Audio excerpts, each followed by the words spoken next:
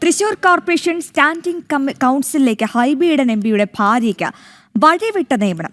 Congress അഭിഭാഷകരെ തഴഞ്ഞുകൊണ്ടാണ് advocate അന്ന Linda ഈഡനെ നിയമിക്കാൻ ഒരുങ്ങുന്നതെന്നാണ് ആരോപണം.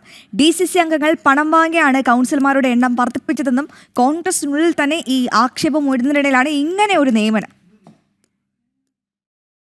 May 26-നാണ് 25 അംഗങ്ങളുടെ കൗൺസിൽ പാനൽ കോർപ്പറേഷൻ രൂപീകരിച്ചത്. എന്നാൽ ഈ പാനൽ വിപുലീകരിച്ച് കൗൺസിലർമാരുടെ എണ്ണം 29 അന്ന ലിൻഡ ഈഡനെ നിയമിക്കാനാണ്. കോർപ്പറേഷന്റെ നിയമകാര്യങ്ങൾ കൈകാര്യം ചെയ്യാൻ ഹൈക്കോടതിയിലേക്കാണ് അന്നയെ നിയമിക്കുന്നത്. കോൺഗ്രസ് അഭിഭാഷകരെ ബോധപൂർവ്വം തള്ളിക്കൊണ്ടാണ് നിയമനം നടത്താൻ ഒരുങ്ങുന്നത്. വരുന്ന കൗൺസിൽ യോഗത്തിൽ 39 നമ്പർ അജണ്ടയായാണ് നിയമനം ഉൾപ്പെടുത്തിയിട്ടുള്ളത്. എന്നാൽ പ്രതിപക്ഷത്തിന്റെ ശക്തമായ എതിർപ്പ് ഭയന്ന് നാളെ നടക്കാനിരുന്ന കൗൺസിൽ യോഗം മാറ്റിവെച്ചു. മേയർ സ്ഥലത്തുണ്ടാകില്ല എന്ന കാരണം പറഞ്ഞാണ് കൗൺസിൽ യോഗം മാറ്റിവെച്ചിട്ടുള്ളത്. തൃശൂർ കോർപ്പറേഷനിൽ UDF അധികാരത്തിൽ വന്നതിന് ശേഷം കോൺഗ്രസ് പ്രവർത്തകരെയും അനുയായികളെയും വിവിധ വകുപ്പുകൾ നിയമിക്കുന്നത് പതിവ് കാഴ്ചയായി മാറിക്കൊണ്ടിരിക്കുകയാണ്. ജനം, തൃശൂർ.